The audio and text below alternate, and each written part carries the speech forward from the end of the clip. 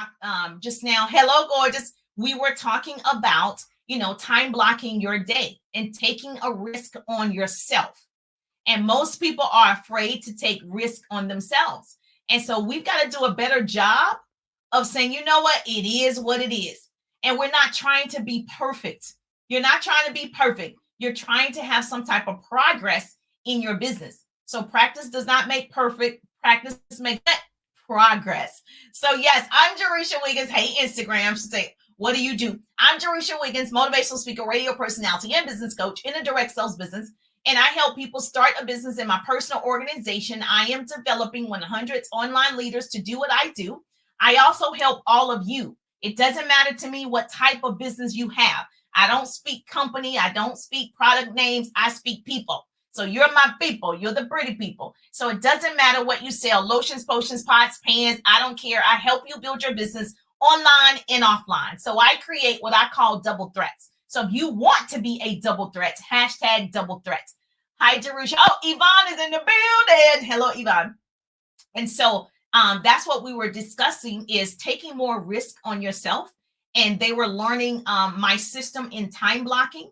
And so if you follow me, you've heard me talk about 15-minute increments throughout the day, at least 4 times. That's an hour. That's an power hour.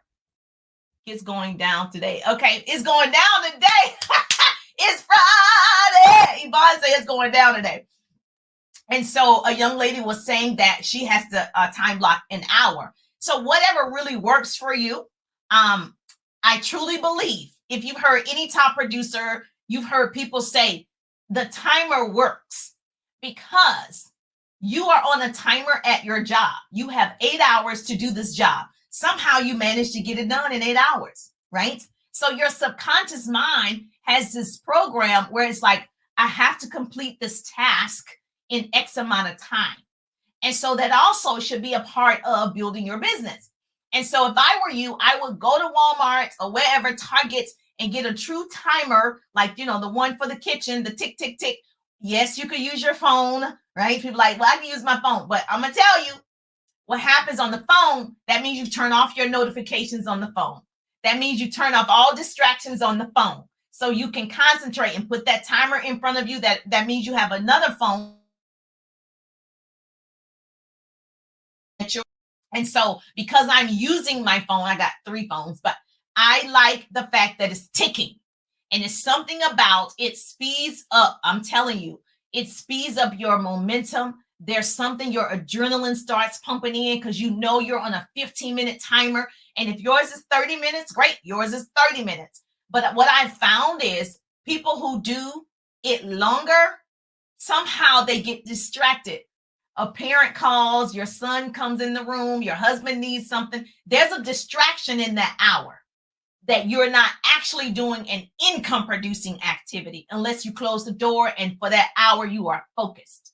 Very few people can do that. So I applaud her. Very few people can do that. Even myself, I don't even do an hour. I can work an hour, but if I'm working, my son just came in and said, Mom, I'm hungry.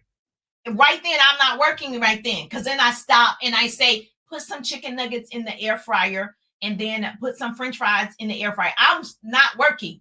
That's not a true hour because I stopped. Does this make sense? Yes or yes? Okay. So I'm talking that entire time you're doing an IPA, no distractions.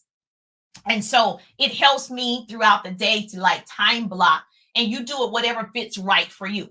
So what I wanted to say is if you missed the broadcast on yesterday, we need to take more risk on ourselves because we self-sabotage.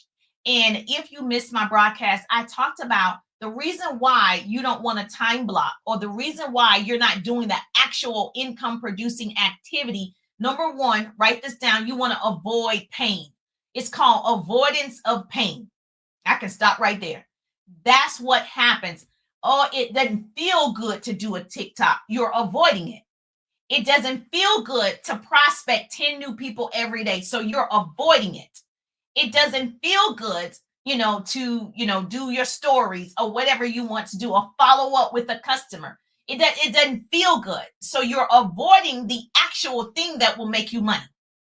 So it's called avoidance of pain. So everything we do is motivated by our desire to avoid pain rather than promote personal and collective growth. We want to promote whatever scares you. We want to do that. If it's scary to go live, do that. If it's scary to prospect a stranger, do it. Like so, but you don't do it because you're trying to avoid it. And yet you say, I want to change. I want to be more successful. You got to do the hard things first. So many times we miss out on opportunities because we're so focused on what we would lose. We're so focused on it's not good enough. We're so focused on I can't. And we need to turn that thing around and say, you know what? I can do it. It's not going to be perfect, but I can do it. I can invest 15 minutes 4 times a day. That's a power hour to build my side hustle. I can do that. I can lip sync on TikTok. I can do that. I can figure out the music. I can do that.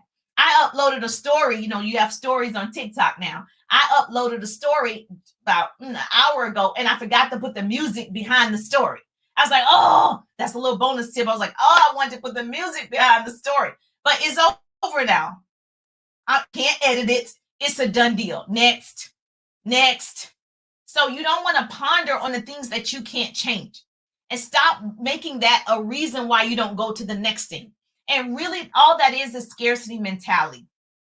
Okay. For most people, that's all that is. I told you guys last night, if you were watching my live, I was on a live from like 10:30 to 11 o'clock last night because I promised TikTok I would go live and I would pack the milk in the box. And so I had to do it. And so I told them this word is called risk averse. Write this down. A pretty person is putting this in the comments for me. Risk averse. What that means is reluctant to take risk. A person tending to avoid risk as much as possible. That's what we live in, a society of people that's trying to avoid the scary things. Yes, you are. Because it's scary to go live. I'm not going to tell you that it's not. It is. And when I went live for the first time in 2017, I was scared. I actually recorded it first, then I uploaded it live. I didn't actually even go live the very first time. And then eventually, after I was practicing recording it, and I'm in radio and television, but it's different. This is like social media, kind of different.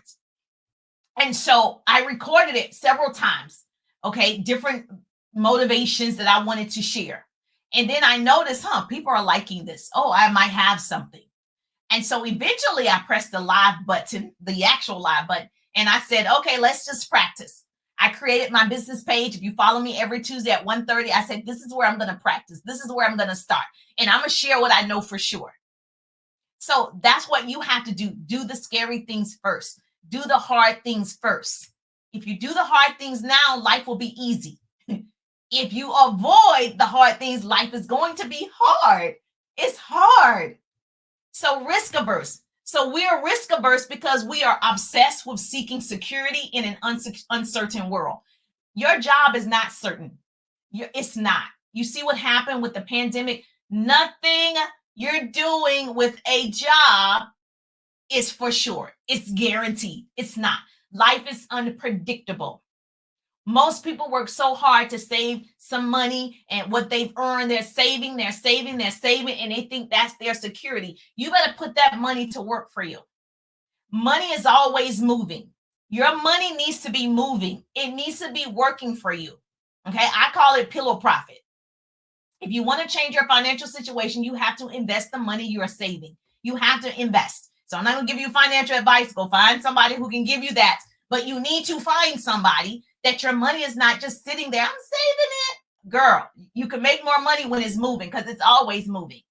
So be a risk taker. That is my message for today. Time block. Take 15 minutes 4 times a day. Time block your day. Do an IPA. Do it. Do it.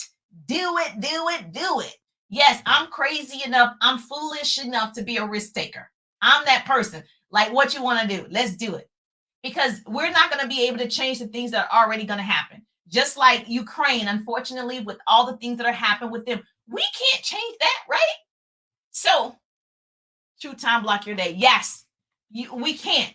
And so I believe houses can burn down, the economy, social or political systems can collapse.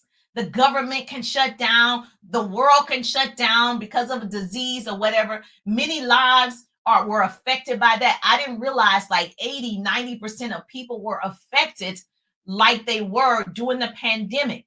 That's because they didn't have a plan and they didn't take risk and their money wasn't working for them. And they didn't have plan B, C, D, E, F, G, H, I, J, K, L, M, N, O, P. They didn't have it. They just had plan A. And we've got to get in a place where we have all the plans. Okay.